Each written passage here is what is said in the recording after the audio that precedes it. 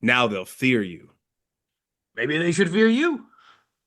Godfather Part 3 coming up next.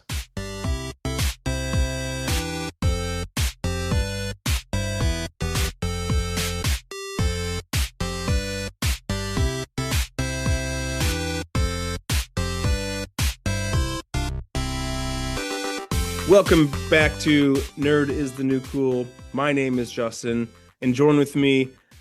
Honestly, you've become the Godfather whisperer, so to speak. I think so. I think so. Yeah. So I'm Brandon. This is my third installment of the Godfather episodes with Nerd is New Cool. So thank you for having me again. And I'm honored and flattered to be coming back. And I think it's great that you guys keep on doing this. 16 years later. Just kidding. That seems It's like it sometimes. Well, yes, this is Brandon. And it's his 35th anniversary. We got to talk about it. And I thought, who better to come on and talk about this third chapter than the person who talked about the first two? So, welcome. Um, when do you remember the first time you saw the third part of the trilogy? Oh, I think this one it took me a lot longer to watch this one because I distinctly remembered like watching the first one because it was like that was the Godfather masterpiece and part two was great too. And then it took me a long time to come back around to this one. So I think it was like it had to have been the late aughts or like the early teens Hmm.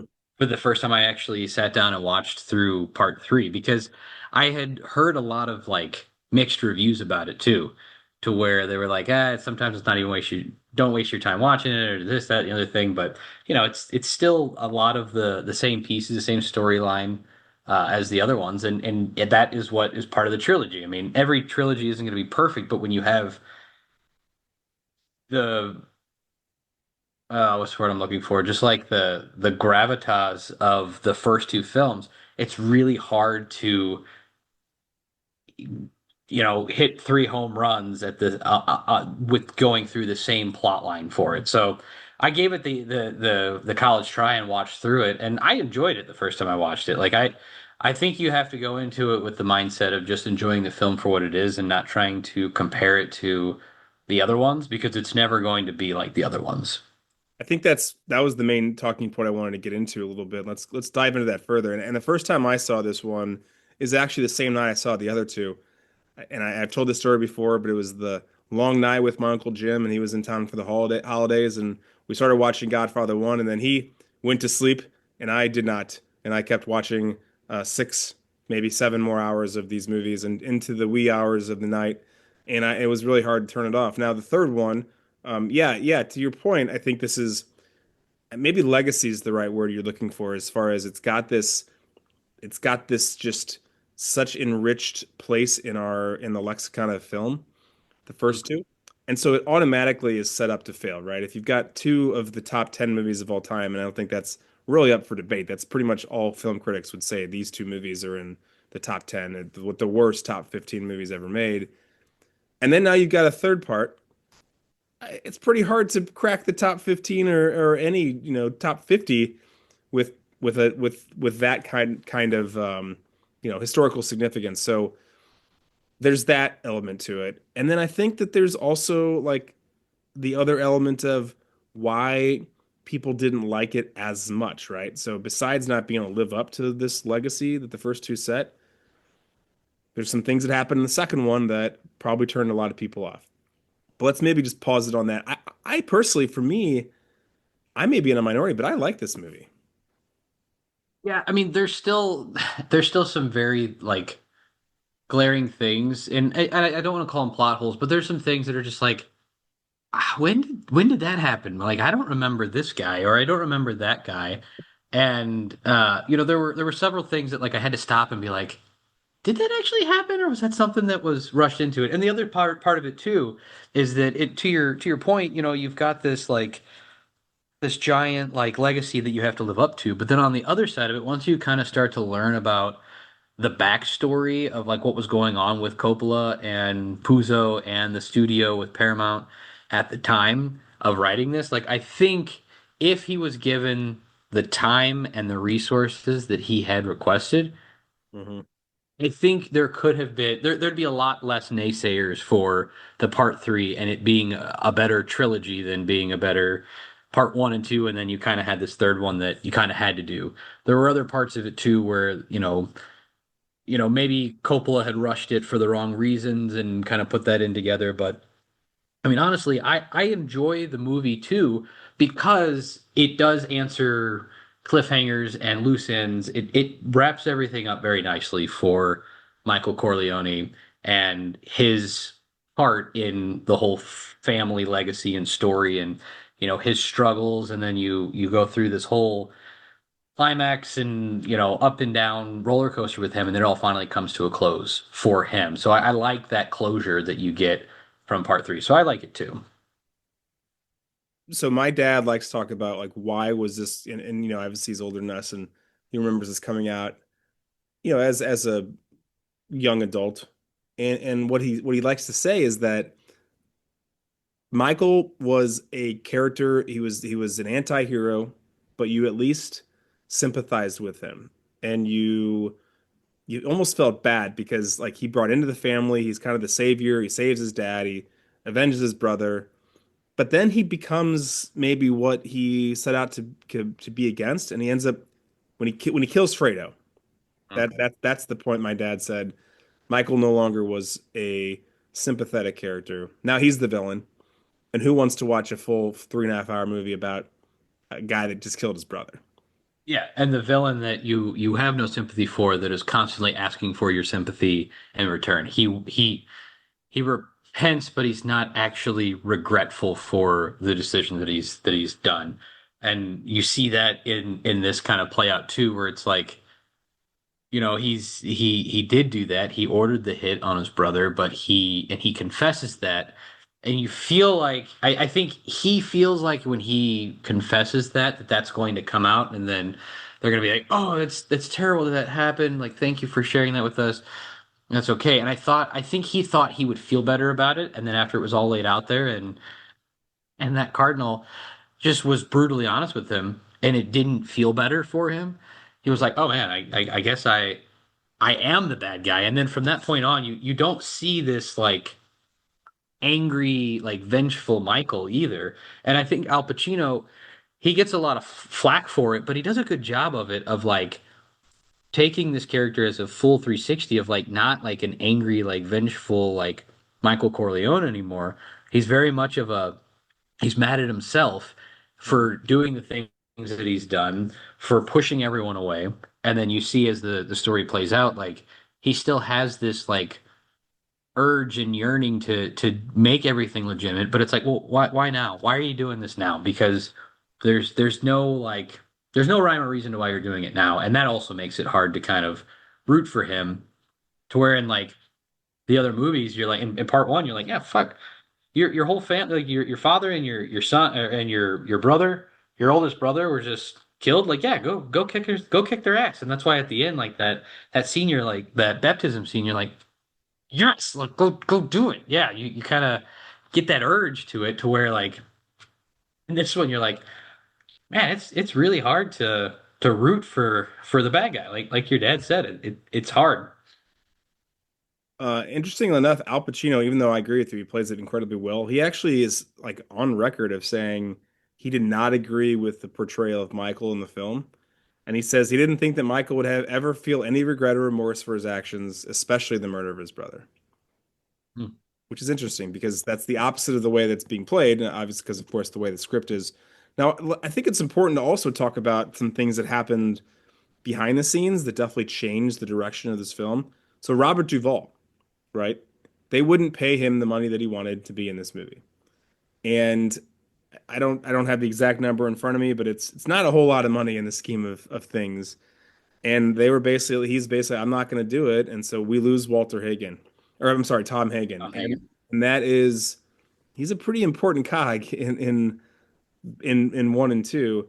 And so they have to rewrite this, and that like these are based off novels, right? And Hmm. so as a result, like they have to kind of like completely change around the trajectory of this. And they can't do the book which is called The Godfather Returns. And so, you know, I don't know. It's kind of hard to do to if you've got a storyline that's based on novels, and now you have to kind of I don't want to say take a left turn because they already kind of done that with two. I think Fredo does get killed at some point, but um, they couldn't do what they wanted to do. And then the next sequel is called The Godfather's Revenge, and that is actually the movie that takes place kind of after Fredo is gone. Yeah. Here's a fun fact. So the Godfather's Revenge. I want to pull up like what the synopsis of this. There's a whole bunch of organized crime going on, but eventually organized crime fights against increased law enforcement's efforts led by Attorney General Danny Shea, who is supposed to be Robert F. Kennedy, and his brother, President Jimmy Shea, who is supposed to be John F. Kennedy. So that was that kind of storyline. And there's another book called The Family Corleone, and this is the fifth book, and this was actually a prequel that takes place, I guess, from 1933 to 1934. Yeah, that So one was good because it kind of laid the groundwork for what because in part one you're just thrown into present day. That one telling the story behind it, like I didn't realize that he had written that one as like the fifth book after the other ones had already taken place. yeah, right. Well, let's get into the categories. Yeah, yeah, absolutely. One thing I did want to point out though is that like, as you go through this and as we like kind of talk about these movies, I think it's still like it had all of the pieces and all of the intertwinings and structure, skeleton for being really good. But then going back to that, like as we get into like the details behind everything, uh, you still have like the same format of like let's start with the big party. We've got the catalyst that drives the character somewhere they didn't think they were going to go, and then you've got this like devastating loss, and then it comes full circle back around. So it had all of those same parts, but it just didn't quite do it. And I don't know if I should say this for later or if I should say this now, but I feel like I'll say it now. I feel like this story without the weird relationship between Vincent and Mary that I know we'll get into, I think this story would have a lot more followers behind it and a lot more weight to it if one of Connie's sons would have been the one that was passed the torch on to. I get that, Vincent it had that same like rage and burning fire in him from Sonny, but he didn't even really know Sonny. You kind of see Connie's progression into the family, which would have made sense if and I had this realization I was going through this, and it was kind of one of those moments where I was like, "Oh man, that would have been so good if they would have done that." Is the baptism scene that Michael is in part one is the baptism of Connie's firstborn son. Mm. If it would have been that son that would have come full circle, I think it would have made it like it would have made that whole storyline so much better. Yeah, I mean, I could see that. I honestly think that the fact that they're cousins in the first place is just kind of a tough pill to swallow. It's the But incestual relationship just really, really bothered me. That was really, yeah, really hard to get over. I think the only way that you change that around in the storyline is if you introduce some character that comes into the family almost like a Lorraine Bracco in Goodfellas, where she kind of just gets drawn into it, and then she has no relation to either of them. And maybe at that point, because Michael is an old lonely man, the love interest then becomes and like the issue is that Vincent and Michael both love her.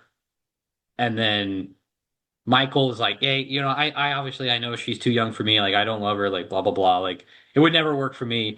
But also I'm going to teach you all these lessons about how you need to push everything that you love away because when they come, they will come for what you love. Again, it still doesn't have that same weight because then it's like, okay, well, why does Michael care about this woman so much? Then it takes away that part at the end.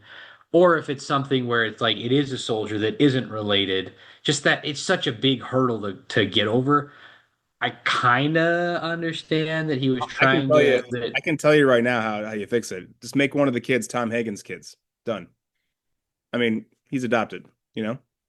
Right. I didn't even think about that. I didn't even think about that. There you go. Yeah, Let's solve the but they made problem. him a priest. Right. He was So still in the film.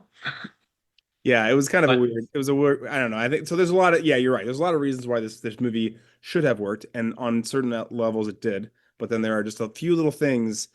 But again, I think it's important. I mean, let's move on to the categories. But I think the lasting thought is, it's still a pretty good movie if you can take a moment to remove yourself and not think of it as the third part of a Godfather movie, and just think of it as a movie, a gangster film. And if you think of it as a gangster film, it's a pretty darn good movie.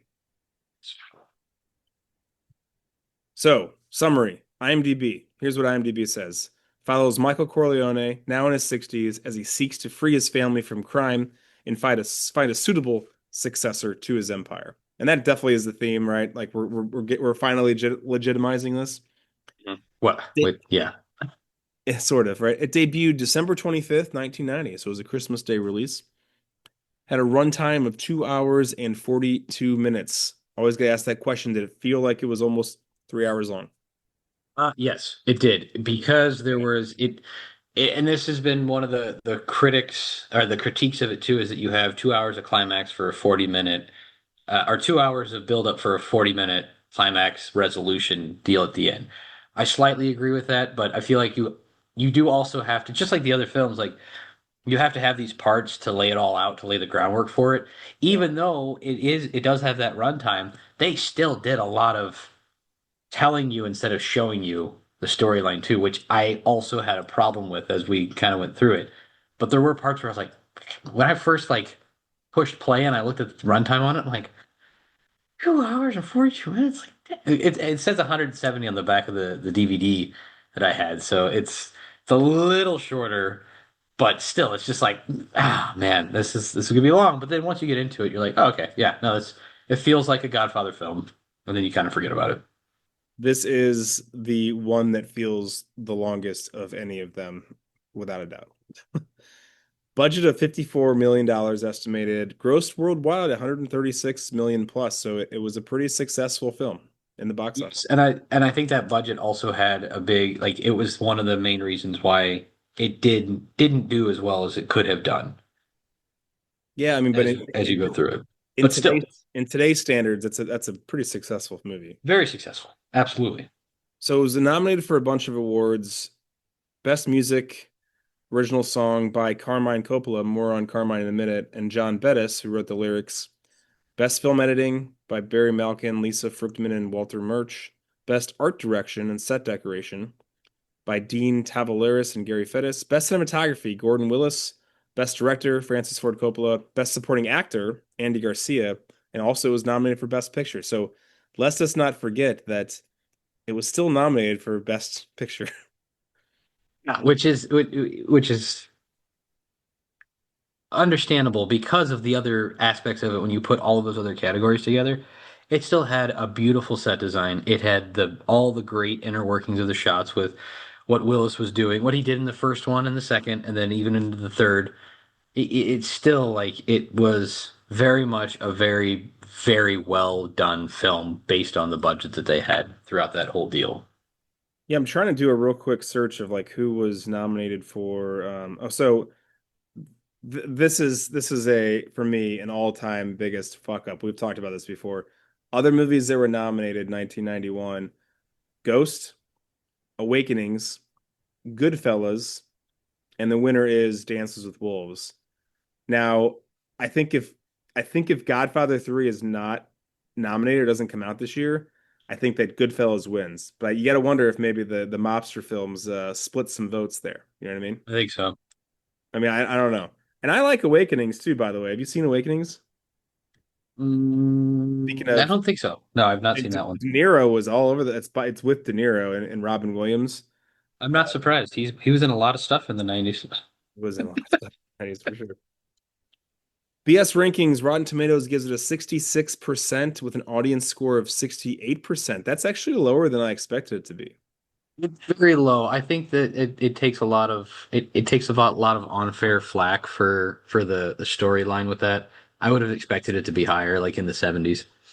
Well, on IMDb, despite them all being a bunch of curmudgeon, as I say, fucks, they gave it a 7.6 score. So that I feel like the numbers are flip-flopped than what I expected. Yeah. Spielberg Award for directing, Francis Ford Coppola. The Tarantino Award for writing, also Francis Ford Coppola wrote the screenplay based on characters by Mario Puzo. The Tom Hanks Best Leading Role Award. Here are the two nominees: Al Pacino as Michael, and newcomer Andy Garcia plays Vincent Mancini. And let's make sure we have explained this. This is Sonny's kid, and Hmm. it is alluded to. This is Sonny's kid that he made uh, at Part one. at the wedding. Yep. Yep. I mean, right? I mean, that's the implication, and they may even just say it flat out. I don't know if they ever did or not, because I don't think we ever actually met his mom. I think it just like I think he just mentioned like his mom. He may have like said his mom's name, and then it was just like understood. And then there's like other cutbacks where you can kind of see like scenes from the wedding. Um, Who are you picking? Who do you think does a better job, Pacino or Garcia here? I think Andy Garcia steals the show when he walks in the room because I have a soft spot for the gangster, like that the good fella, if you will. Even though this is the more operatic version of the mafioso films, anytime he's in the scene, it's just like, yeah, you still got that the Corleone family still has that power with them to where Michael's character, again, going back to like he becomes that villain. It's really hard to root for him, even though like based on like the best leading role, newcomer Vinny coming in and like learning the ropes because he has the full transformation too. It's not just like he's just like that wise guy that walks in. Like when you first meet him, he's wearing a leather jacket. By the end of it, he's got his hair slicked back and he's wearing a tux at the opera, and you're like, okay, he's become. And then he's got the ring on, and he like comes full circle. Like that full circle moment for him, I think takes it for me. Hmm. No, he's awesome in this movie. Hard to pick somebody against Pacino, but he fucking just kicks everyone's ass. You gotta there's got to be a level to you know I would imagine that you've got Coppola saying, "Hey, think about your Santino's kid. Like play this up like James Caan did," and he did a really amazing job with it. Oh yeah, fantastic job. The other four Jacksons. So Diane Keaton. Let's make sure we say timely wise, just R.I.P. She just passed away sadly at the Now age that you pass. of 79. Yeah, she played Kay, and we know her from a ton of stuff. Talia Shire plays Connie.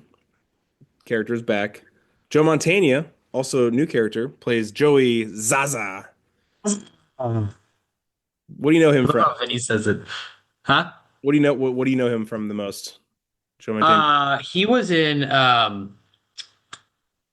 wasn't he in The Sopranos? I don't. He might make an There was appearance in there. something. What was the other thing he was in? Well, I know him from Searching from Bobby Fischer. That's like the first thing that I think of. Um, I mean, I know he's been in other things, obviously, but I know he was in was it CSI or CIS? yeah, he was in Criminal Minds, Criminal Minds, that's what I was thinking. and he's That's in. what I think I recognized him the most from in his elder age, but I thought he was in maybe Yeah, not. he's also in Airheads. Let us not forget. Anyway, I think we all know Joe Montana. Eli Wallach plays Don Altabello, who is an older actor. He was actually in The Good, the Bad, the Ugly, and also The Magnificent Seven. George Hamilton plays B.J. Harrison, who you may know him from Zorro the Gay Blade. Newcomer Sofia Coppola plays Mary Corleone, obviously daughter of Francis Ford Coppola. And Raph Vallone plays Cardinal Lamberto. And he was actually fun enough from the original Italian Job film. I wonder if we could do the best and maybe the worst on this list. Let's do the worst first. Worst for me, so it's hard because like I've always just hated Kay from day one. Like Yeah, she has just been awful. And even in this film, like as soon as she walks up, she's like, "I dread you, Michael." It's like, ah, here we go again. Okay, I get it. You don't like Michael. Just shut up. yeah. But man, Mary, oh man, Sophia Coppola, she is much better behind the camera, doing the directing aspect of it. And I understand again, circumstantial. You were supposed to have several other actresses that were considered for the role. They were supposed to come in. It's much more honorable because she was doing her father a favor. She was also very nervous, didn't have a whole lot of time to prep for it. So like I get all of that, but man, that scene with her and Michael on the rooftop where she's like, "What am I supposed to do with this, Dad? Dad, what is this? What am I doing? What does this mean?" I was just like, I can't. That was one of the parts of the movie where I'm just like, man, this just is really hard. This is a hard scene to watch. And you can tell Pacino is like he's really trying to like carry the scene to let it all kind of play out. I think for me, for this one, it's Sophia, but her redeeming quality is that she did it for her dad and it was short notice, so like I have a little more sympathy for her. Yeah, I know she's the right answer. But she is a great director, though. The best, I'll go first. I actually think Talia Shire, so I'm not sure that's my vote yet, but I do want to make sure I say out loud, Talia Shire as is she's so much better in this movie than she is in the previous two. Now I know that that's like the arc of the character, but in the first two, she is honestly, she's just kind of like plays like a damsel in distress, and she's just kind of they don't give her a lot to do other than like you know, play the victim a little bit. I mean, for lack of a better phrase, sadly. But then in this movie, she has her own, I don't know, it seems like she has a whole new personality. She's kind of a badass. Um, Mhm. she is the muscle, so to speak, at least at the beginning. Uh, Right, right. you know, I'm just gonna say it. I think now my other vote, by the way, and maybe this will be the tiebreaker, depending on what you say. The other vote is Joe Montana. He Yeah, plays, I was gonna say Joe just because of his like his popularity amongst the other Dons and like the way that he carried himself through that role to where it was like again it was like you didn't really know the guy when the show started and then as it kind of played through you're like okay now I understand that this guy has weight and holds it and I think he portrays that pretty well. yeah, But yeah, I mean just the growth that you see out of Connie's character is portrayed really well. And then even still, when you go back and you look at just pictures of her in part two and part one, like she's also aged too. I mean, very similar to like what Al Pacino has too, to where you kind of have this unfairness with like Joe Mantegna, where it's like he's a newcomer, just kind of rolls into the part three feature, to whereas like Talia Shire has been through all of it and go through, you know, the steps that she has, but I think Saza is Joey, Joey, Zaza. ah! I can't say it without saying it the way that Garcia says it. When he says it after he kills him. Yeah. That's I don't want to. I mean, that's well, we'll get to that scene in a minute. It's incredible. Mm-hmm, mm-hmm, Backup mm-hmm. singers. So I got Bridget Fonda plays Grace It's Hamilton. so fun. I had no idea the Yeah. second name that you're about to say here was in here. This is great. And then Ron Jeremy plays man chewing toothpick in crowd, and apparently he's uncredited. Give credit. He just showed up and was like, "Hey, I want to get on the silver screen." I think that's the funniest part, and I think that, but Ron Jeremy's a real fucking dirtbag, so I think we should pick Bridget Fonda. But that is the most fun fact of random characters that make an appearance in this movie. You know, and also with that being said, I wish Bridget would have had more of like a larger role than just that like beginning like sequence and like part one of part three, if you will, where she was just kind of like used as the bait. I feel like she could have had more effort behind kind of like being the conscience behind the legitimacy and like kind of checking in on it because she was the reporter of like Yeah. wanting to check in on all of this and like she tries to get the story about the award and then she just kind of fizzles out. It's like, okay, well, you Mhm. know, whatever. Yeah. Another storyline that wasn't really completed. Hmm. John Williams category. So Carmine Coppola, he first of all, the father of the director. So we got grandpa, dad, and granddaughter in this movie, or involved with this movie. He's a 1975 winner for Best Music for Original Dramatic Score for Godfather Part 2. And Nino Rota, who did the first one, was not available, and this ended up being a shared award because of the crossover and the music that was being used. He also composed Apocalypse Now and The Outsiders. Do you want to get into a little bit of this information about the music and the theme?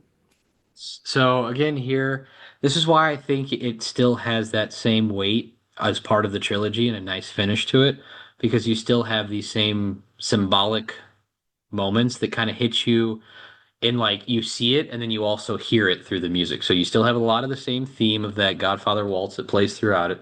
You've got the different instruments that are played through it to where, in part one, you had the different instruments symbolizing the different characters that would come through. And the oboe was Michael's, and then that's what kind of plays through this whole deal. But then even still to show the transition of time or the transition of setting and character or place, you hear it on the mandolin when they're in Sicily. They travel back and forth between Italy a lot, between the Vatican City and then going to their hometown in Sicily. You hear on the mandolin, and then it's just almost like gut wrenching when Anthony is singing it, and then he's like, "Oh, Daddy, I learned this for you, and I want to play it for you," and he's singing it. So that's the first time you hear words to it in any of the films either, to where there's actually like, "Oh, this was our family crest like song," and you're just like, ah, and then it fades back to like him like Michael dancing with Apollonia in Sicily, and he was so happy and he had gotten away from everything and he was away from all of that pressure for a little bit, and Michael was still the hero, and then all of a sudden it all comes back in. You're just like, ah, Yeah, that was that pretty. hurts. It That's hurts. pretty heart-wrenching there. Yeah. But that opera that they do attend, that Anthony is a star of, Cavalleria Rustanica by Petro Mascagni. It was an actual opera. The film climaxes with Michael's family attending a performance of the opera. The opera's plot does actually involve betrayal, revenge, and a quest of redemption, and it serves as the direct parallel as you're hearing it, you're also seeing it play out on screen. Very similar to that baptism scene. We'll get into the scenes later too. But on the music side of it, that's all playing as it's going through. The intermezzo, this is also a famous piece, its most significant musical element in the film's final scenes.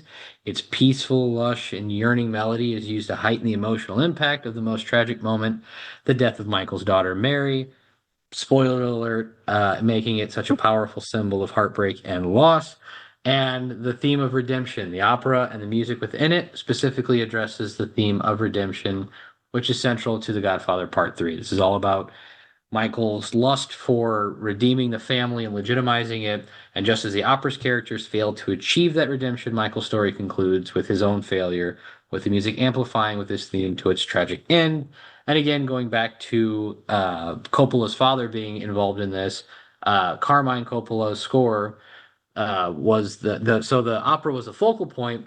Carmine did actually put together a lot of the original score involved with it. His music serves as a complement to the score, and kind of weaves in that sound that underscores the film's tragic narrative. And then again, you're hearing it, you're seeing it, you're feeling it. All of these emotions together with all of the senses is great with the music aspect of it. Yeah, and I mean it is. I don't. It's interesting. Like it'd be fun to rank like what do we think are the most iconic scores. I mean, and it's Godfather is going to be on the list. I don't know if it's the Mount Rushmore, but it's certainly up there. A lot of it is John Williams stuff too, right? So if you Mhm. there's Star Wars, Superman, Indiana Jones, Indiana Jones, yeah. but I mean like but then the Godfather's right there, right? And Mhm. it really does such a great job, as you mentioned, like weaving in all these themes, and in this instance, operatic themes, but also just that Sicilian Italian heritage.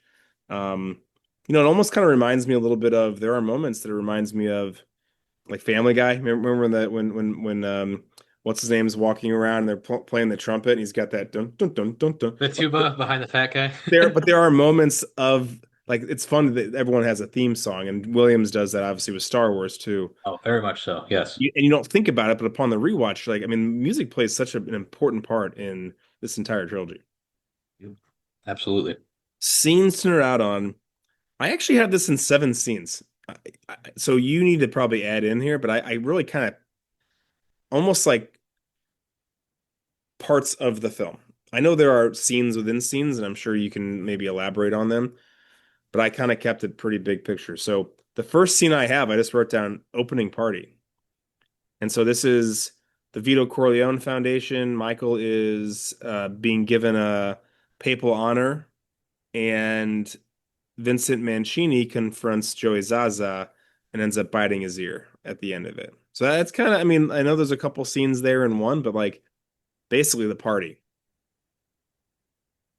Yeah, that one is again, it follows that same timeline where for the films where you've got Connie's wedding in part one, you've got Anthony's communion party in part two, and now you've got the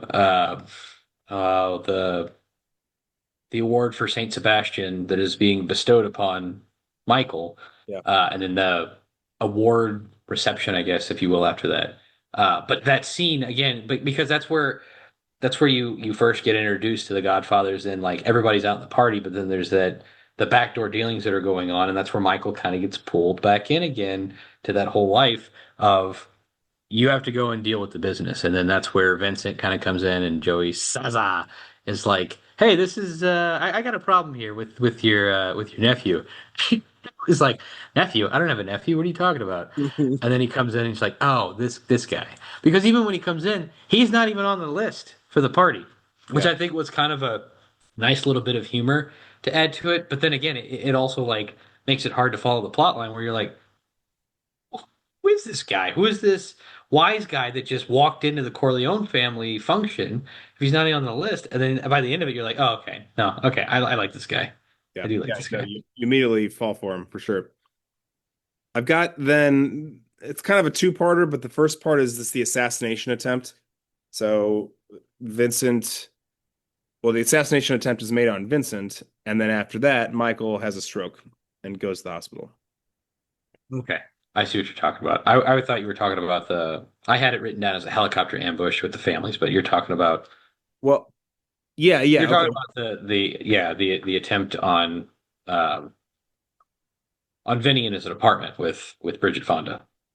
Yeah, and I guess we could probably do all three. We could do the assassination on Vincent, then we can do the helicopter scene, and then we can do the Michael has a stroke because that happens right after that. Yeah, so I liked the scene because it shows like it wasn't just that Vinny was all talk. He actually had a skill set behind him of being the soldier and like working his way at that bottom level and then showing his like ruthlessness. That is what is absolutely needed to work your way up in the rankings of the mafia family. So I Hmm. appreciated that aspect of it. And then the helicopter ambush scene. Well, I guess I'll yeah, because it was. Michael had the stroke after the helicopter scene because he survived Yeah, and he's the ambush. So the and he's helicopter and he's ambush, and he's pissed. yes, he's so mad, which is where we get another like one. I would say probably the most famous quote of the film. But then this attack at the Palazzo in Atlantic City, it's set up very similarly to the other meeting of the families in part one. Hmm. Everyone comes together. Michael tries to like make everybody happy and gets them all this check. But you know, I would say it's probably one of the most thrilling action sequences of the first or slash second act of the film because everything else is kind of like slow as it kind of builds up to it. So I appreciated that they trickled that in there where it was like you almost had them, but then you didn't. So then, then you have to like really start. That's the catalyst that drives the story in a direction that you didn't think it was going to go because Michael's intention was to go, I'm going to go legitimize the business. And then you've got that, you deceitful old son of a bitch, or no, deceitful fuck is what he called him, Altabello. Uh, I appreciated that scene too. And there's a lot of symbolism they throw in there too that I'll talk on as we get through it later. Okay, yeah. And then they go back to Sicily, right? And he's healing, and it's Michael, Kay. This is actually where I start liking Kay again a little bit. Connie, they visit their fathers. Old house. Mhm. All right, the old town, really, but yeah. Then I've got the so now this part of the movie it feels a lot like Godfather 2, where there's a lot of like wheeling and dealing behind the scenes, which I do like, but it's a lot of the now we're with the Archbishop and Michael's confessing to like killing his brother and they're working out the deal. Um, and that kind of and eventually that the next scene I think after that is when Zaza gets shot, right? Yes, the that and that's the callback to part two, but I think On, that can on the horse. yeah, yeah, that confession scene, it's really, really, really impactful. And I think Pacino does a really good job of like displaying that emotion of like kind of similar to where De Niro, where what De Niro would do, where you would act without saying anything, but he still said it in such a way where he's like, you feel you feel what he's feeling through that, and that is such a great compliment to his work and what and his skill set of what he's able to do is that he can convey that emotion with that and lays it all out on the line and Cardinal Umberto is like, well, it's good that you're suffering because you've done a lot of terrible things. And I think that was that part where he thought that maybe the cardinal would have been like, "Oh, it's okay as long as you repent now, all of your sins will be absolved." And he's not absolved of any of it. He's like, "You should suffer. You're a very, very bad man." Yeah. And you've done a lot of bad things. So I really, really like that scene. And again, going back to that set design, that was beautifully shot where you have that foliage splitting them in half and almost framing them around with the flowers in the garden where it looks like an actual like confession booth between the Cardinal and Michael. Yeah, yeah, you're right. We should have mentioned, we had a reprisal of Al Neri, by the way, who's a pretty big character in Godfather Part Two, and he's kind of in this parts where as they escape, Al Neri also escapes, but he kind of comes back in. He's kind of like the still the bodyguard throughout the course of this. Um, all right, so the next scenes I had was, um, you know, the, at this point we're pretty much like heading to I kind of heading to the climax, right? Heading to the opera. Is Yeah, I think that was yeah because you had already mentioned the meeting with the Archbishop and all the other um, strings that are attached with the corporate immobilier. Immobiliare. You gotta say it right. Immobiliare. So, Sorry, immobiliare. Uh, with all those sons of bitches that were like, oh well, you have to do this, you have to do that, and that. I just did not care for that Archbishop. He just no, the way I honestly, yeah, there's some parts there that are annoying, and like I don't really. I know that it's one of the main plots, but I don't care that much about this whole Pope assassination plot. Like, it's just I kind of like gloss over during some of that stuff, and it ends up happening, right? Like Gilday kills the new Pope with poison tea. The next part is Michael names Vincent the new Don, Hmm? and Vincent is basically like, "Well, I love Mary, but I guess I'll give up Mary so I can be the new Don." And then that leads into the opera, and there's a whole bunch of shit going on in the opera, right? Right, and I love this scene because this is the redeeming factor for the whole film, I think, in my opinion, because it has that um oh what's the phrasing for it? Like the cutback. It's like a cutback scene or like a switchback, whatever it is. But basically, as like multiple things and multiple storylines and plot lines are all happening simultaneously, and it keeps cutting between all of them back and forth, boom, Yeah, boom, boom, and they're all happening on the same timeline. it's It's a so par- beautifully done. it's a parallel to the baptism, right? Yes. And so you've got Keinzig is killed, looks like a suicide. Connie is poisoning Ottobello with a cannoli.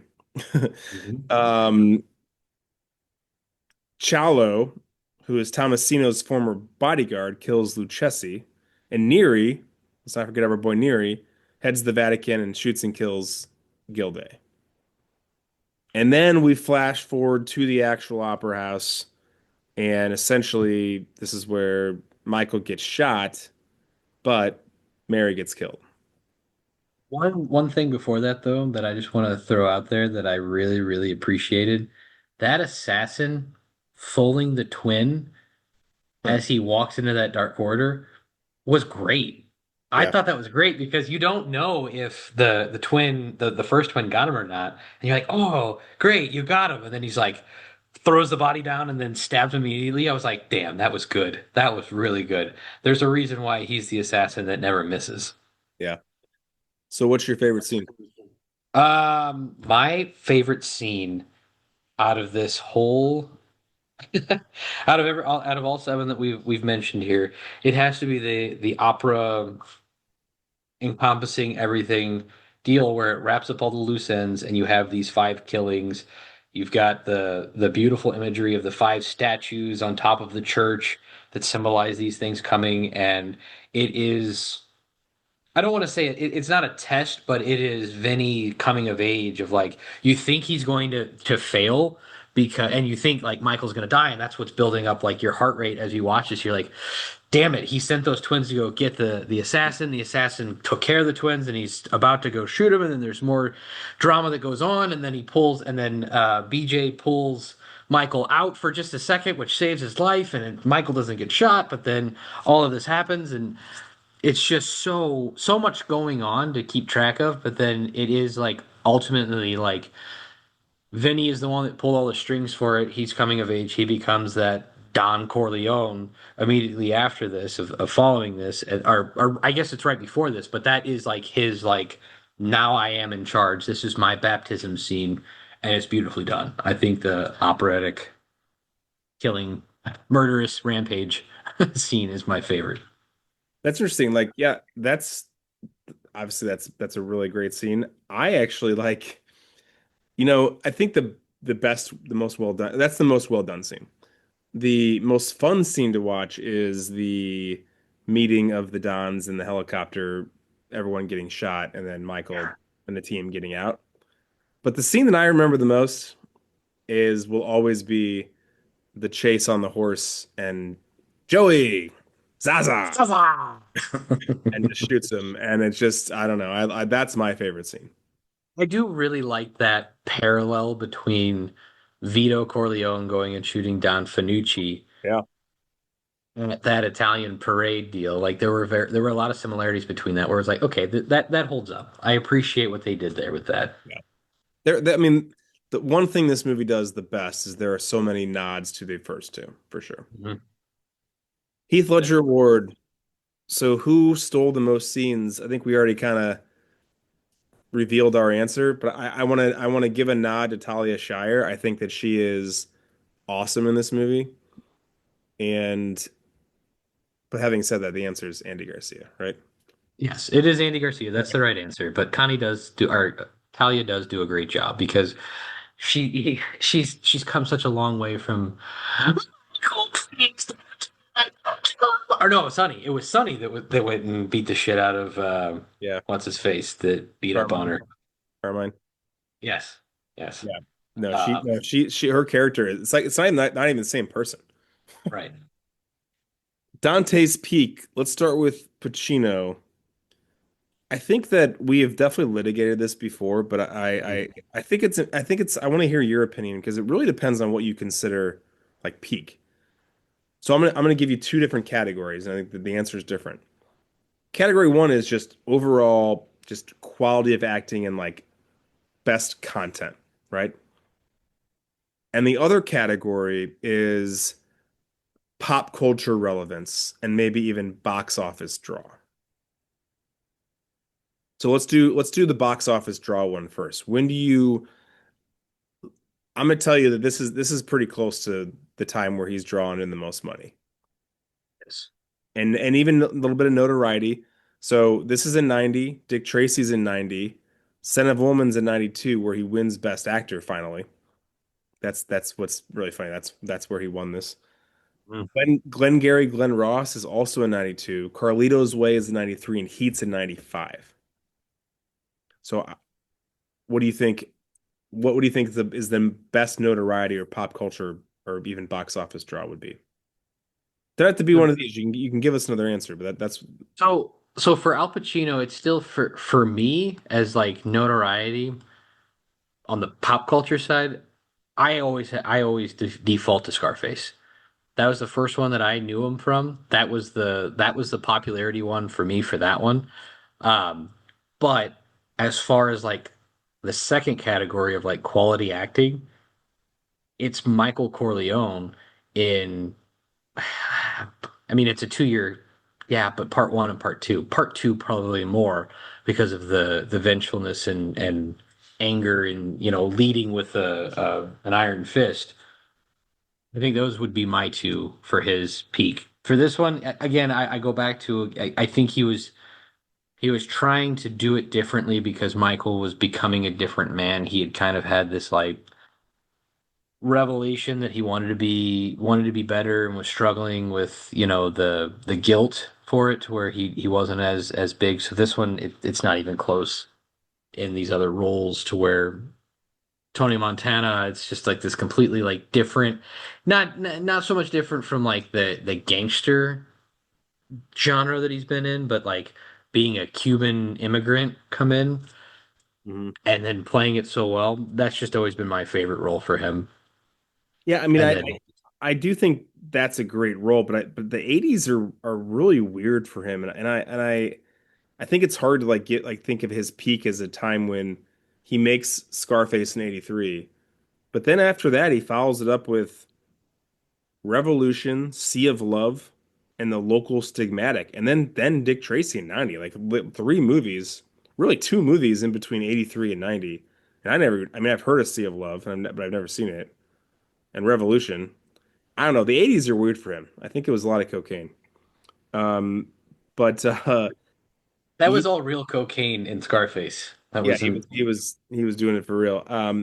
I just think he gets a Best Picture nominee, and I think we can't overestimate like or underestimate Dick Tracy and how much money it right. made, and he's wading into the pop culture war time, and he's doing Heat, Glengarry Glen Ross, Carlito's Way is kind of like the '90s version of he's the cop as opposed to the gangster.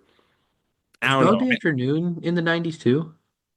No, no. So I was gonna say actually, as far as his best content, now we're talking like yeah, Godfather, Godfather 2, but Dog Day Afternoon is the next year. It's in '75. 75. Okay. I couldn't remember if it was linked with that one or if it was later. So yeah. So I think 72, 74 is probably like his wheelhouse. Like that's when he's like, I mean, honestly, you could kind of break this into five different categories if you wanted to. Mhm. Talia Shire, no, I mean Rocky, one of the Rockies movies, right? Probably Rocky 2, maybe. Yeah. Adrian. What about Andy Garcia? So this is in '91. Again, he's nominated for Best Actor or in a supporting Best Supporting Actor. He does The Untouchables a couple years before that in '87. When a Man Loves a Woman in '94, and then a lot of random ass shit. And I had to put on there Ocean's 11, which is in 2001.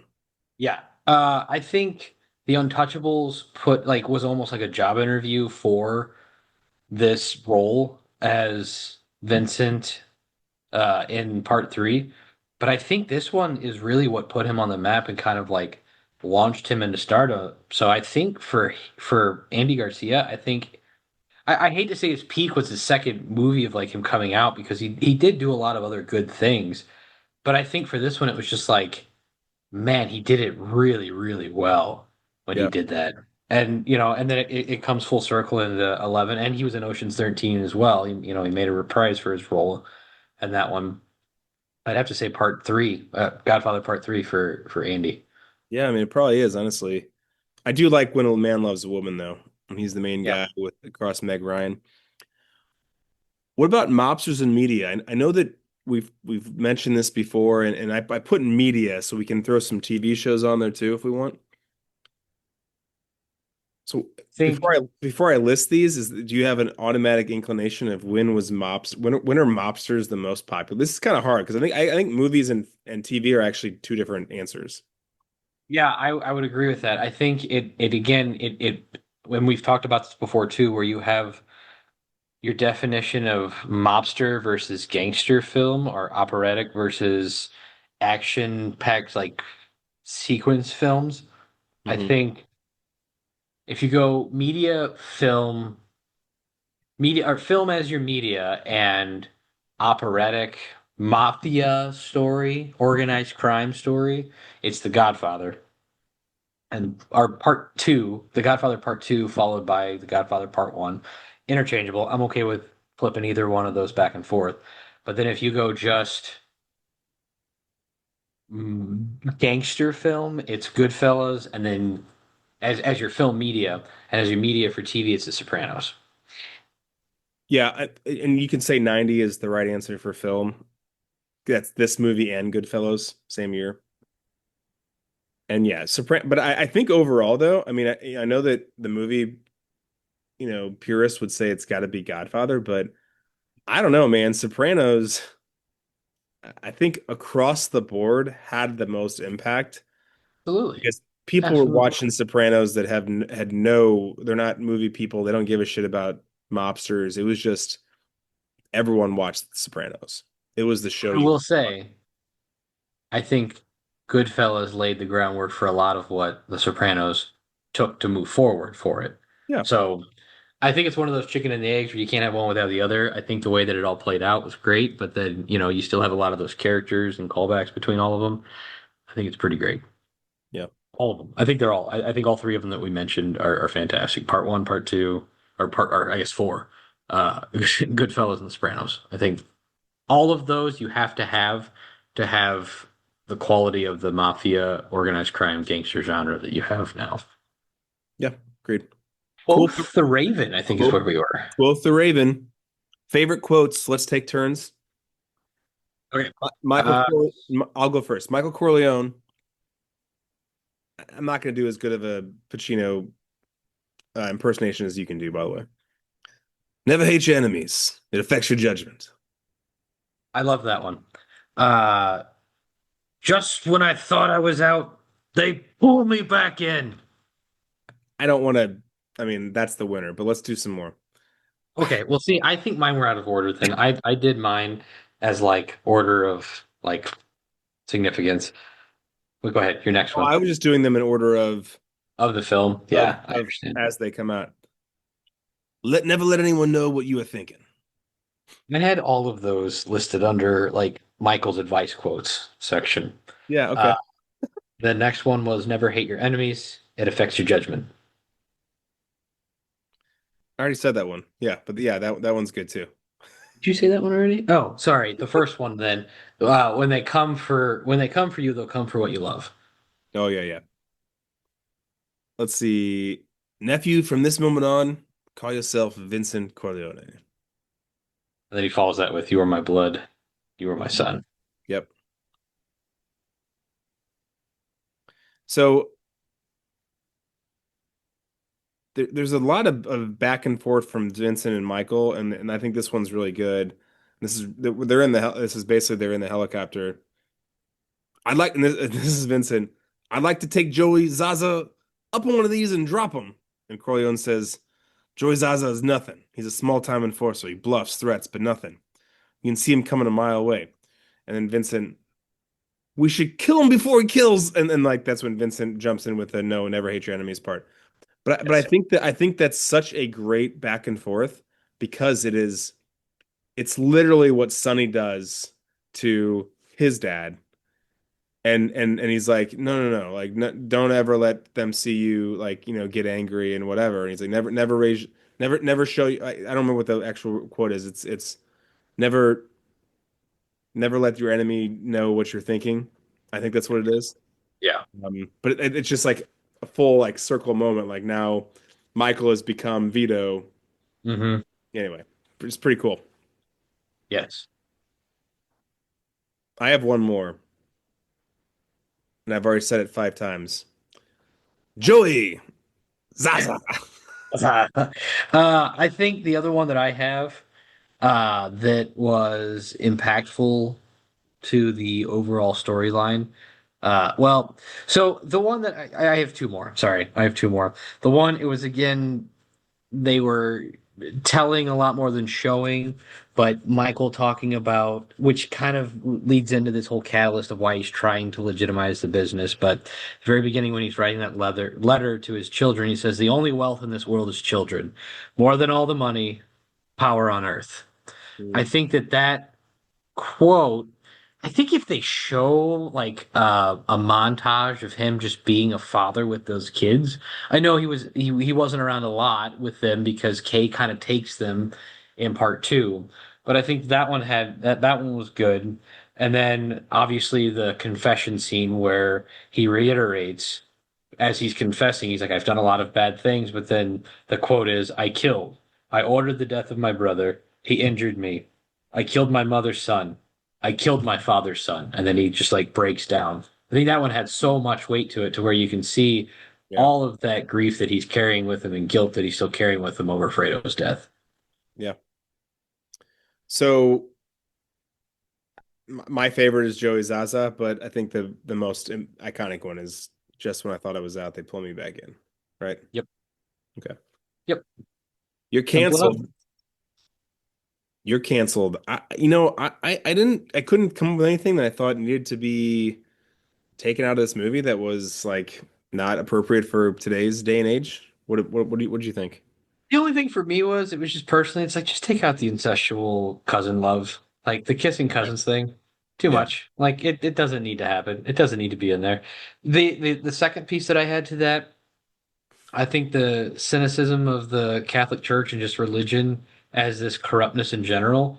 I think that that's still in there, but I think if you modernized it from that aspect of the category, I think if you took a look at like corporate America and him trying to legitimize it in like the stock market Hmm. or any other like very, very large, significant, like a Forbes 500 type company, I think you'd still get a lot of that same corporate greed and like money laundering and all the other things that go on with it that could be fine. But I wouldn't necessarily say you have to get rid of it uh, without it being like part of the cancel culture type deal. But I think the Catholic Church doesn't hold as much power as it did when this film necessarily was put together. So I think your next biggest thing would be like well, I guess you could almost do it as like a corporate America like social media like powers as being like oh I want to legitimize it, but then you show the corruptness and like all the bad things that happen behind the scenes of like the social media algorithms. Oh, that'd be interesting. Yeah. Is this movie like I mean like what year is this movie actually supposed to be taking place? Is supposed to take place 20 years after part two. So part two, Is like in the 50s? I think so. So I think it's the 70s. Okay, the 70s. All right, which makes sense. So it's definitely before the time of like current. It's not taking place in the 90s. Yeah. Yeah. Okay. All right, let's see. The next category, another Spider-Man again. Lambert's favorite category. So I figured we could basically recast. I have five characters. I don't know if you wanted to do more, but I've got Mary, I've got Vincent, got the Cardinal, Connie, and then finally Michael. It was 5-2. So I didn't recast anyone else. Okay, so for Mary, so Coppola is 17 in this movie. 17 is a hard age to find actors and actresses because, they're like in nothing and they might be in like some type of, I don't Disney know, Channel original movie. Disney. I was gonna say CW, but basically the same thing. So the two people I have they're in their 20s, Mhm. and I don't necessarily like either of them. The other characters I'm recasting I like better, but I do not necessarily like these. They're fine. So I'll just say them, and you can tell us the actual winner. I had s- For sure. I had Sadie Sink, who, if you know her from Stranger Things, she's the redhead, Oh yeah, yeah, yeah. and then Jenna Ortega. And I think I She's should in say, everything now. well, hold on. I should say, by the way, like a lot of these people that I was recasting, I was really trying to stick to like Italian heritage too. Not that you needed to, but I like 90% of the people I recast like have some type of Italian heritage to them. So Yeah, I went that way with some of the other ones, but for Mary, and again, they're not in their teens. I kind of went with the keep them under 30, should be passable as maybe a teenage daughter. But the first one I had was Haley Steinfeld because I feel like she had that same kind of look hmm. of being Italian without necessarily being Italian with the dark hair and the dark complexion. And the other one that I was kind of excited about, Anya Taylor. She's from the Queen's Gambit and she Yeah, played is it Anya Taylor-Joy, I think? yes, Taylor Joy. Sorry, I forgot the hyphen. Yeah. I think that's the best. I think that would be amazing. Now hear me out, especially if she's actually Walter Tom Hagen's daughter. Yeah. I'm saying if we change the storyline, she's 100% the best choice. I actually still think I don't know, Haley Steinfeld would be pretty good too. But she's definitely a little, I think they're both a little too old. All of these people are too Yes. old. Yeah. But having said that, yeah, I don't know. I think I like Haley Steinfeld the best, actually. That's why I listed her first, but then Anya was also like a very, very close second, where I'm like, I feel like she could play that like innocent, like love interest, but like I don't know. I went way too far down the rabbit hole, but like if you did like continue this story on, like I could see her like also like turning into a complete badass, Oh yeah. taking over the family business too, very similar to what Talia did in Connie's role. She does that in Furiosa too. Hmm. All right, I'll go first for Vincent for this one. So I think Vincent, Don Corleone. I had two for this one as well. I don't love the first one, but I think he could do it well. And the other one, I know he does. He's done a lot of comedy, but I think he could do it well. So my first one was Evan Peters. Hmm. Okay. I think he could play it well, but I don't love it because there's not a whole lot of like, kind of that Italian heritage. But Dave Franco, I think he could do it well Yeah. as like the wise guy, slick back hair, kind of street rat enforcer, and then eventually coming to power of being the Don, the replacement Don. Yeah, no, I like Dave Franco. I had Justin Baldoni, who you might know him from It Ends With Us, which is a big thing. It's like he there's a whole conflict with him and what's her name that's married to Ryan Reynolds. Blake Blake Lively, Lively. yeah. And then he's Yep. also in Jane the Virgin. I think he would be pretty good. I also have Christopher Abbott, who he's in a bunch of stuff, but like the thing you know him the most from would be Girls. Did you ever watch the TV show Girls? Didn't, but I know who you're talking about. I almost listed him too. Actually, I know him from Raven the Hunter. Okay, all right. Well, there you go. Not Yeah, not the best, but that's what I know him from. But I could see it. Yeah. I don't necessarily like either of mine. I think Dave Franco, you need that little edge to you a little bit.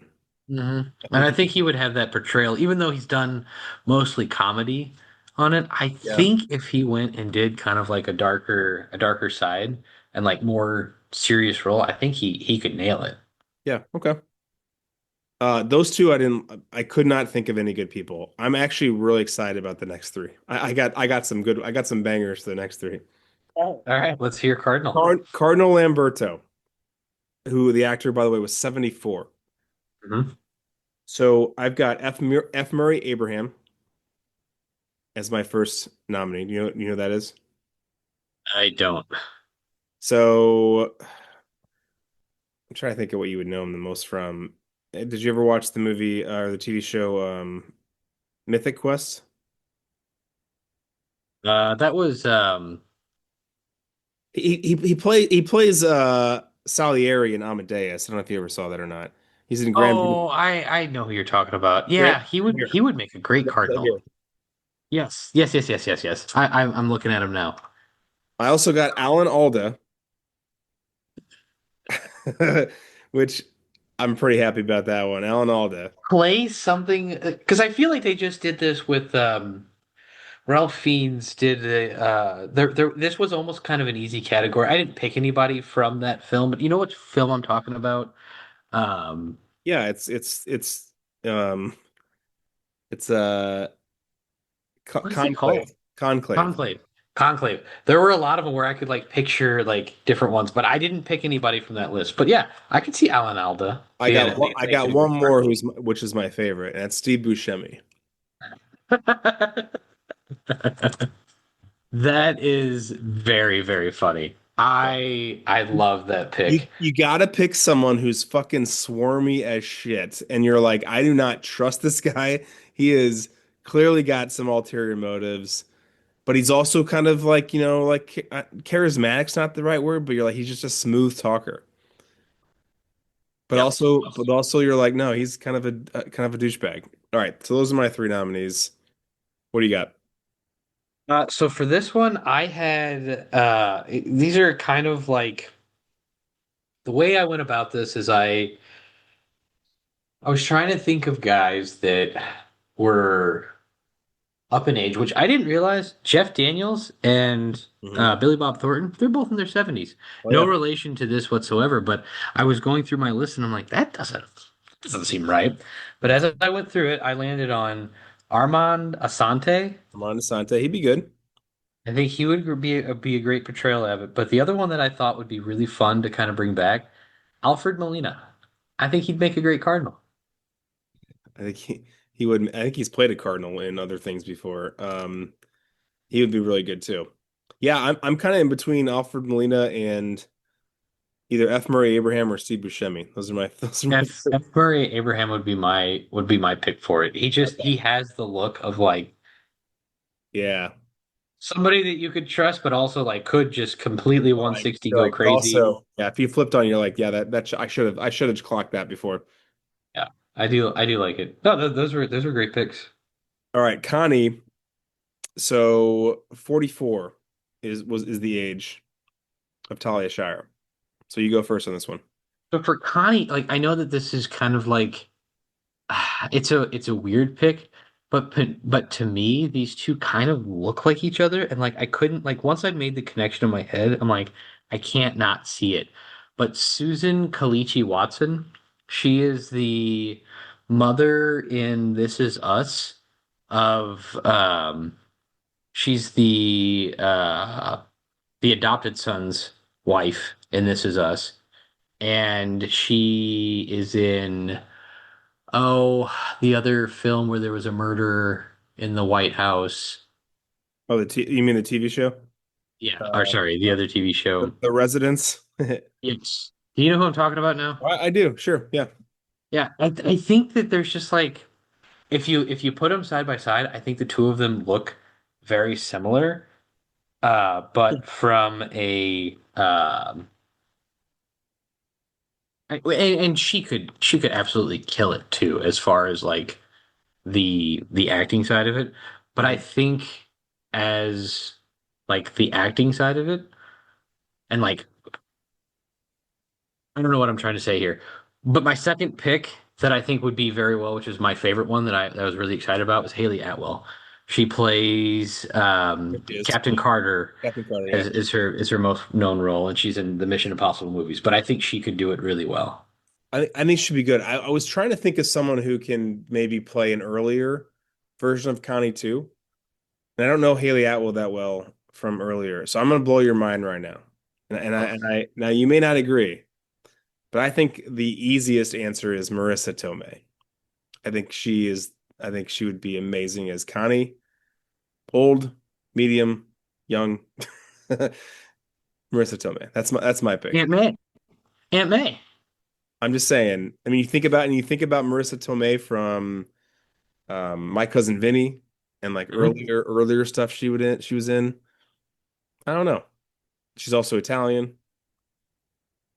No, I like that pick. I like that pick a lot. That's a much better pick than mine too. I was just going based off of looks. No, I get it. All right, Michael. We're recasting Michael. Pacino was 50 years old at the time. Now, I'll go first. I got a lot here, and a lot of these guys are a little bit older than 50. First of all, the obvious answer would just to be Andy Garcia and Yeah. let him play Michael.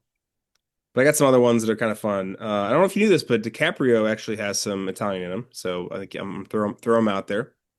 I had DiCaprio as one of Yeah. my picks. Hmm. I have also Stanley Tucci. He's a little older. He's a little older He was also one of the Cardinals in in Conclave. Conclave. Yeah. And then my favorite, only because I just love this guy and everything he's good in is amazing, is Bobby Cannavale. That was my pick. That Fuck was my yeah. pick. All right, good. Fun fact, that was who I picked to play Michael in part two as well. Oh, that's right. Yeah, yeah. It was Well, I between mean, Bobby and Leo. Those were my two picks. I would be good with either of them, and I just think Cannavale is so good, and Jen has Hmm. a crush on him, and I don't blame her. He's a good looking man. He is a good looking man. He's also in. Do you watch the show Only Murders in the Building? Yes, but I have not watched the most recent season. Okay, well, he's in the I mean, no spoilers, but he's in the most recent season. Gotcha. To stream or not to stream, I don't know if this. I don't think this equates to a TV show. I think that the cool thing about the Godfather trilogy is that all of them are they're all self-contained stories. Now you could easily do a TV show like this and it would be like Sopranos and it would be you could go into the in-depth stuff. You could have a whole season of prequels going back to Sicily, right, with Vito and whatever, but I think what's great is that you have the flashbacks and each movie is has a very clear like beginning, middle, and end. It's a really good story arc. So I don't think so at all. I wouldn't say that this film, no, but I think a really great idea for a TV show would be a spinoff of Vincent's rise to power and the jobs that he does to take back the power for the Corleone family. And like each job could be an episode. I think that would be a fun series to go back and watch, similar to like what The Sopranos was, where it's like, oh, this is the job that we're doing this week, and then see how Vinny handles that and how he kind of builds his empire up. Wait. The new Vinny. Yes, the Okay. new Vincent, the new Don Corleone, The new as Vinny. he takes. So I'm saying like a spinoff of like Yeah. after part three ends. I could see that. Not and honestly I could see the same thing and maybe you could do like a back and forth of seeing Vito come to power. You kind of see that in Godfather too, but like the book The Family Corleone is about his like legitimate like not legitimate but his actual rise to Illegitimate rise to power, yes. legitimate power. Yeah. And they can be fun, like doing the back and forth too. You could do a lot of parallels, like you could see Oh, yeah, what Vito did, absolutely. what Vinny's doing now at this point. I think Yeah. there's so many similarities between them because Sonny had a lot of similarities. Like you could see parts of each son, oh, aside from Fredo, each between Michael and Sonny you could see Vito in both of them. And you definitely could see Vito in Vincent. Yeah. No, I agree.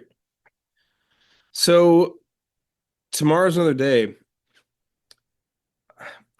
You already mentioned it. Like I think the coolest part would be able to actually see Vincent Corleone and see what happens.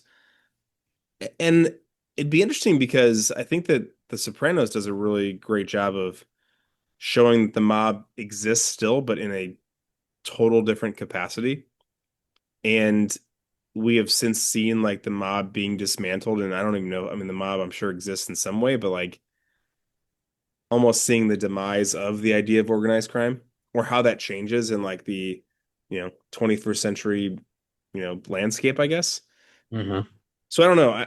It'd be interesting to see what happens, and I think you could. The sad thing is that because the movie was have it had to completely abandon the book ideas, we really did we did not get to see what the original author had planned, what Puzo had planned on doing, which was really getting into um, the kids and getting into Hagen and people coming for revenge against the Corleone family, which we kind of see that in part three, but not the same. the revenge had nothing to do with like previous wrongdoings the Corleone family had did to them. It was more of a using them as a means to the end, right? So I don't know. What do you think? What would happen next? I think you'd see. Uh, I've actually kind of had a funny take on this. I think if you got Coppola to come back and do Godfather Part 4, Hmm. the opening scene would be Michael's wake as a celebration of life, as your party, and then your catalyst would be some family member of either Saza's or Altabello or one of the other former Dons tries to take revenge against Vincent, and then that's what spurs the whole like crime family, and then it just becomes more and more like, okay, we're going to get into this, we're going to get into that again. This takes place in the 70s, so if you jump another 20 years, you're going into the 90s. It's still not early enough for sports betting, but I think you start to get into kind of seeing the business evolve into other modern forms of racketeering.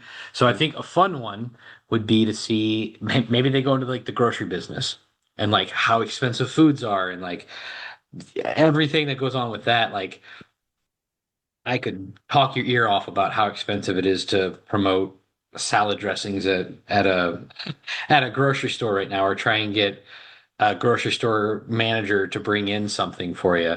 It feels like modern day racketeering. So I think that could be a fun spin on it to see like what other forms of businesses are out there, or like even like raw materials. Like at the rise of the pandemic, like those guys had all the power. The meat, the sugar, the salt, the raw materials of the world, like they were the ones that dictated, okay, you get this allocation, you get this allocation, you get this allocation. Again, you'd have to do a lot of jumping, but I think it would be interesting to see what Vincent would where he would steer the family's business towards, because Vito was focused on olive oil and the Jinko Olive Oil Company, and that's how he made his money and his rise to power. And then Michael made his money on the casinos in Vegas around that time frame when they were starting to come up. So I think it would be interesting to see, is it something where it's more into retail? Is it more into like the online boom and maybe the stock market and Yeah. like those rises? Like, .coms. yeah, any number of like different like things that happened around, if it takes place 20 years later in the 90s. I think the dot-com boom, or like all of these like giant corporations that would build all these big office spaces up, and like where it was like the fun place to work and like a WeWork type thing, Hmm. like money laundering that way. I think that'd be a really like unique spin on like a Godfather Part 4. So Francis, if you're listening, please call me. I have ideas for the Godfather Part 4 to come out Yeah. 36 years later. Well, he's still dealing with Apocalypto at this point. So, uh, Yeah. nerd facts. I'll start. So, Coppola and Puzo actually wanted to call this new film The Death of Michael Corleone and intended it to be an epilogue to the events of the first two films, but Paramount essentially said nope and made them call it Godfather Part 3. And again, I think that this all stems back to like Paramount had their idea of what they wanted for this, which is fine. They were the ones that were funding it. They had all the Yeah. power in this. But I think if you have those things laid out that way, the way that Coppola and Puzo wanted it to lay out, I think you wouldn't have as much critique of it, and I think it would allow everyone, like we mentioned at the beginning of this, to take a step back and analyze it for what it is, of a tying up of loose ends of Michael Corleone's story, not another full-fledged. We're not trying to be or outdo part one and part two. This is what we're trying to do. I think Paramount kind of ruined that for it. Yeah, agreed. Uh, Coppola inherited a series of scripts commissioned by Paramount that went back as early as 1979, which I thought was super interesting that they were writing scripts out that could have been around that same time frame. Uh, and including one where Michael's son, Anthony, was a naval officer working with the CIA who facilitates the Corleone family's involvement in an assassination attempt on a Central American dictator. He and co-writer Mario Puzo threw them out and started over from scratch. Can you imagine that being the storyline? That sounds fucking nuts. Does sound nuts, but I feel like just we could talk about it later. But like they start the quote out, like the movie starts out with him writing a letter to his kids, And the kids are just almost pointless in this whole film. Yeah. Mary has a little small part that she plays in the foundation, but man, I just really wish the kids could have had more of an involvement in this storyline. Yeah, it's true. So here is who else was allegedly potentially on the list of actors in the running to star as Vincent. Alec Baldwin, Nicolas Cage, who we also know is Coppola's nephew, Tom Cruise, Matt Dillon, Val Kilmer, Charlie Sheen, and Billy Zane. I don't know how much of these are actually true, but I'm curious of that list, who would you have chosen if not Andy Garcia? I think I think it would have been funny if Nick Cage would have been in there because then you would have had Hmm. director, director's father, daughter, and like it's a whole family affair, which the whole like Godfather story is a family. Yeah. But I think I don't know. I don't know. I mean, Matt Dillon just doesn't sound right for the role. Maybe he does. Like he did a lot of comedies, but I feel like he could play a bad guy. And Charlie Sheen, I don't love that one. Billy Zane, I can only ever see him from The Mummy. Tom Cruise, I mean, maybe Alec Baldwin. I think Baldwin could have done it well. I think it's Baldwin or Kilmer would be my two votes. I Yeah. think I think Baldwin's actually my favorite of them, but I think Val Kilmer could do a pretty bang up job too. Robert Duvall turned down the $1 million that the studio had offered him to recreate his role of Tom Hagen. Now we know why. Tom was abruptly cut out and wrote out of the movie with his untimely death, I think is how they phrased it. Duvall did not feel that the proposed salary was commensurate with what Al Pacino and Diane Keaton were getting, 5 million and 1.5 million respectively. The character was subsequently written out. Duvall later defended his position, explaining that making money was the only reason to produce another Godfather movie after so many years. And this was also kind of fact checked with American Zoetrope, which was Coppola's production company that he had created with George Lucas at the time, had also filed for bankruptcy in the same year in 1990. So it was almost like a cash grab, which was the same year that Part 3 obviously premiered. I mean, obviously it was I mean, it's always a cash grab. So Pacino was actually offered 5 million to reprise his role as Michael, but he actually wanted 7 million plus the percentage of the gross, and Coppola essentially refused, and he threatened to rewrite the script by starting the story with Michael's funeral sequence instead of the film's introduction, and Pacino basically said, "All right, I'll take the 5 million." It would have been a wild Part 3, like it was started out with his funeral. I don't know how I feel about that. I'm off quick. Yeah, I don't know. Francis Ford Coppola once admitted that he was still unhappy over the final result because of the lack of time to write the script. According to him, he had wanted $6 million for the writer, producer, and director fee, and 6 months to write the script. Instead, the studio gave him only $1 million in fees and only 6 weeks to work on the script in order to meet the Christmas 1990 release date in which it came out. He also regretted that the character of Tom Hagen had to be written out of the script because the studio refused to meet Robert Duvall's financial demands. According to Coppola, with Hagen gone, an essential character and counterpart for Michael Corleone was missing from the movie. Which is Absolutely agree with that. that's kind of why Connie fills that role more in this movie. Yeah. Um, Catherine Scorsese, who is Martin Scorsese's mother, is one of the women who stops Vincent to complain about the poor care of the neighborhood, and she's also seen another gangster film, Goodfellas, in a larger role of Tommy DeVito's mother, and we all well, I knew that one for sure. I also had that same moment where I was like, look at that. Yeah, yeah. That's Scorsese's mama. Winona Ryder's departure of the film created a major fuss on set and in the media. Ryder did actually arrive on set to perform the part of Mary Corleone, but ultimately backed out. She apparently had a panic attack and couldn't move on with shooting, and they replaced her with obviously Sofia Coppola pretty quickly. Yeah. So the original ending was supposed to be Michael and Kay reconciling after decades, only for Michael to get shot while they go to church on Easter. But Coppola apparently decided that After insisting that the movie was called The Death of Michael Corleone, he became fixated on the notion that Michael would not die and developed the current ending where he has to spend the rest of his life dealing with the loss of his daughter. I think that's more of an appropriate like means to an end of torture for someone that did so much bad and became the anti-hero for the film and kind of the villain. Yeah. So I appreciate where that had come from. Uh, the next one here for character lighting, again, going back to kind of the shots and what was originally done in part one and part two with Michael's lighting in particular. As the movie progresses in part one, you see less and less of Michael's face, and then it becomes more and more dark for him as becomes that character.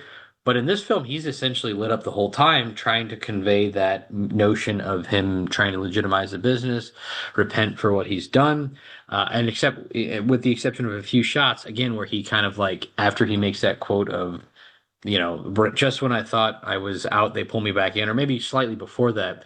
His face is almost completely dark in the helicopter when he's giving advice to Vincent of, don't let your enemies know that you're mad at, or don't hate your enemies, whatever it was. But he goes darker throughout the film.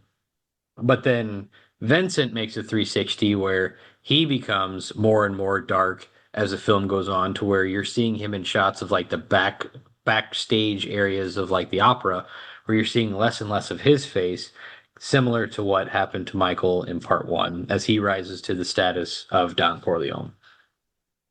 Yeah, and there's a lot of symbolism like that crosses over from all the films. And so, speaking of windows, where they left off in previous films, Michael's home away from New York, the glass is gone, the place is vacant, which is supposed to symbolize essentially like the loss of Michael's family, right? Yeah, because if you remember back in like part one, when Vito Corleone is, or excuse me, part two, when Vito Corleone is coming to America, you see the reflection of the Statue of Liberty and you see all this promise and hope and prosper for him. And then when Michael sees his reflection in the window, he's seeing, or like, when he's looking through the window from his home outside of New York, that's where he's watching the assassination of Fredo. So you have all this like down and downfall and turmoil for him. So windows have this like very polarizing effect on the two, and you see that again here, where the first shot is like showing all of like the barren of Michael's family or family home that he had built for them, and then the family basically deserts him. Hmm. The next one we've got here is the oranges. The oranges might make a triumphant return in part three.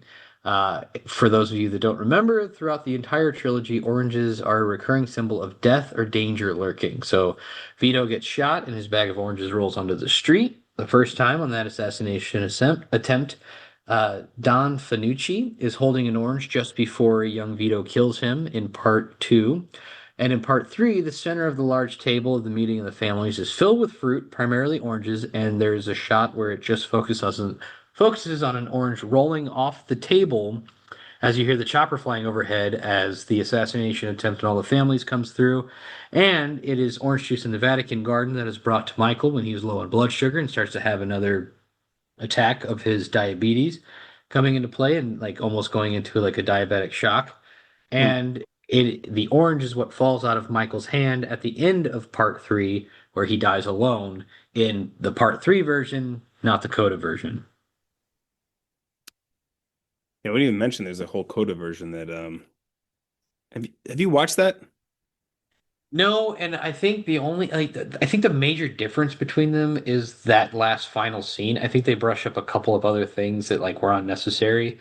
No. But the major difference is you don't see Michael die at the end of Coda. You see a scene that's or you see a black screen with wording across it that says Senti Ari, which is like long lasting life, which is like a symbol of like irony that while yes, he has this longevity for his life, but he's left with the torment of dealing with his um all of his loves have died or he's lost them. He's lost all of his love. Yeah. Where he's lost Kay because Kay just didn't want it. Apollonia dies, and then obviously Mary gets shot. Yeah. on the steps of the opera house. So much like the oranges, the scene shot with the silhouettes of statues also symbolize impending death, especially leading up to the 5 minutes during pretty much the last opera scene. Altabello is poisoned. Archbishop Gilday is shot by Alneri. Lucchesi is stabbed in the neck with his own glasses. Keinzig is suffocated with a pillow. In Moscow, the assassin and his son are shot by Vincent after killing Mary. Yep. So he kind of throws his own little spin on part three too with the statues in silhouette. And what a way to go! That like, I guess I guess the bodyguard from Sicily knew that he was going to be wearing glasses and like stabbed him with his own glasses. That's a rough Yes. way to go. I guess, yeah.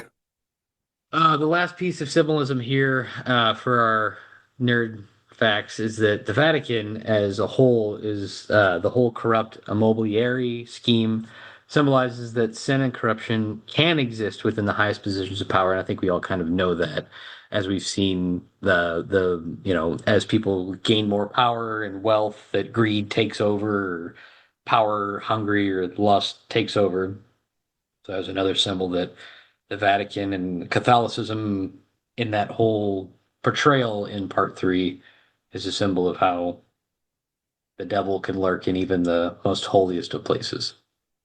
Yeah. Well, we're kind of wrapping it up. Inner nerd thoughts. Did we learn anything? Final thoughts. I have a couple, and the first one I'm going to say is, how the fuck are you not paying Robert Duvall for this role? Like, come on, man. Like, it's $54 million budget, up it to 57, give him $4 million, call it a day. Like, I don't, it doesn't make any sense to me why you wouldn't have like such an important cog of of this storyline. I don't know. Just seems so short-sighted, you know? Absolutely. I mean, you've seen it in all the other films where Tom is the consciousness of Michael. Like the little angel on his shoulder saying, "Hey, this is a bad idea. Don't do this. You should do the better thing." And you can see in part two, he kind of kicks Tom out. If Tom comes back in part three, I think he does legitimize the whole business. I think he is remorseful and he's absolved of all of his sins. I think you bring that whole thing into fruition instead of just saying, "Oh, it's untimely death," and you kind of throw his son in very quickly for like a quick scene and a half. It's just like it just doesn't feel the same. I agree with you on that one. Yeah. Um, my final thought on it is, I mean, while it did have some plot holes and there were some things that were very weird, that incestual relationship still really hard to get over. They did a lot of more telling than showing. It still felt long overall. I think it does put a tragic end to what was a dreadful life that Michael lived. I think he had a lot of regret. He made a lot of tough decisions.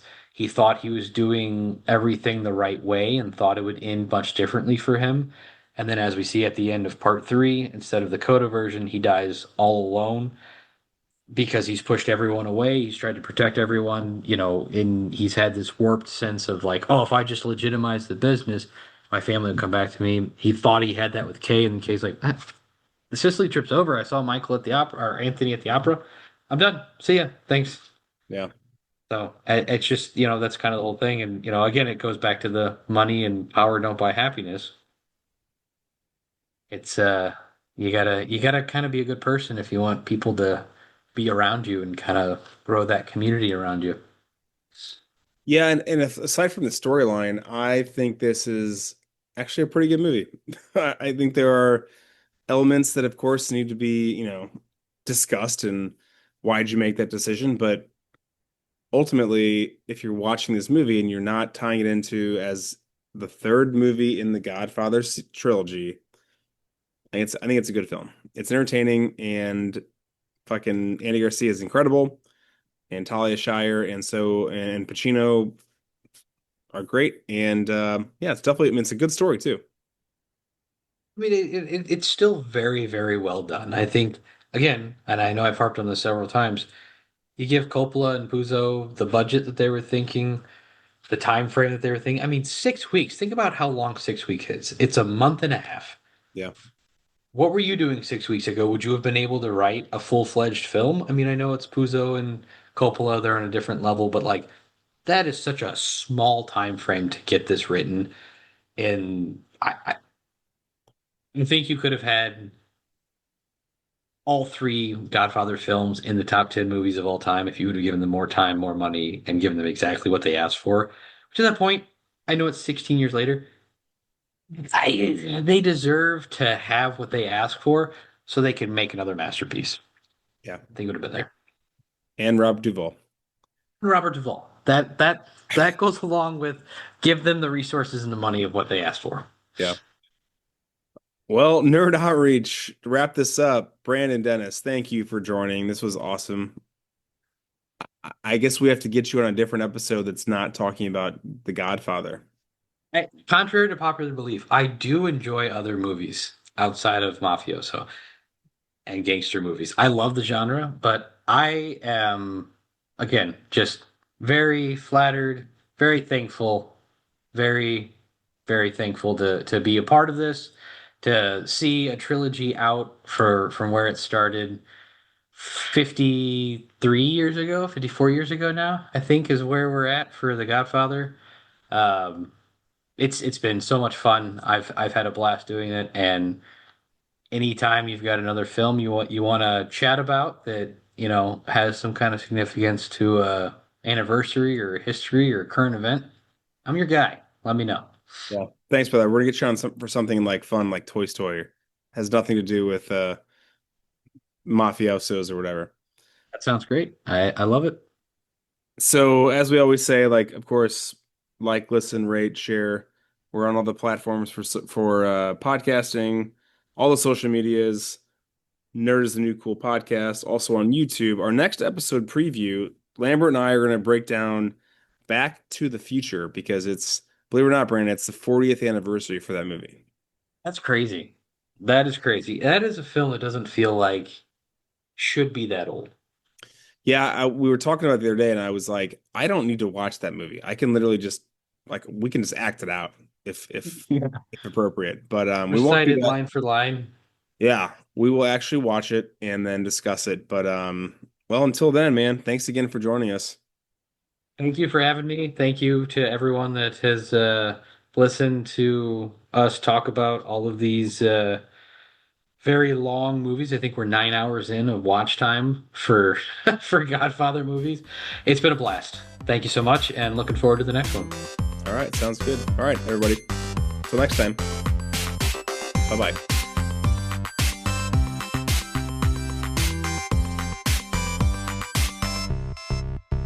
I was gonna ask you, like, so did you how was your prep work for this episode?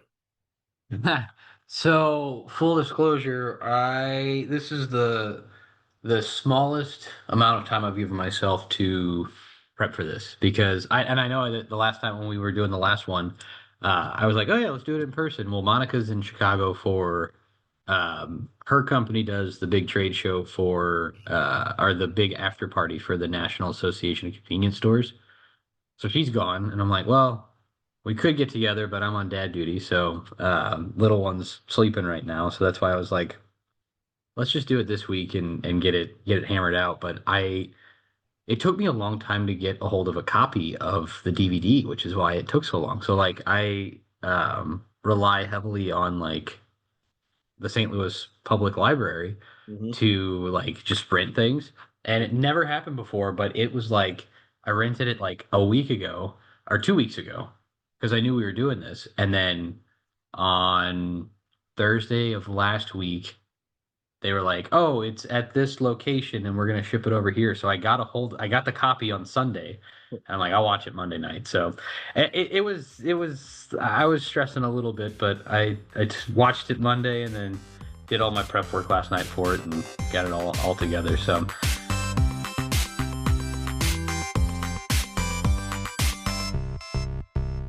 but looking back on it, it's funny because I still have like the other sheets that we did for part one and part two. Hmm. So much more in depth and so much more in detail. You have a lot more time to like go through all that stuff when you don't have like a 2 hour window every night to work on something like that. So I thought that was kind of funny too as the episodes have progressed. And I even noticed like there's categories that we have now that we didn't have in that episode 3 years ago when we did the part one. Yeah, I know we've definitely added more things and made a little more, I don't know, we like to update things.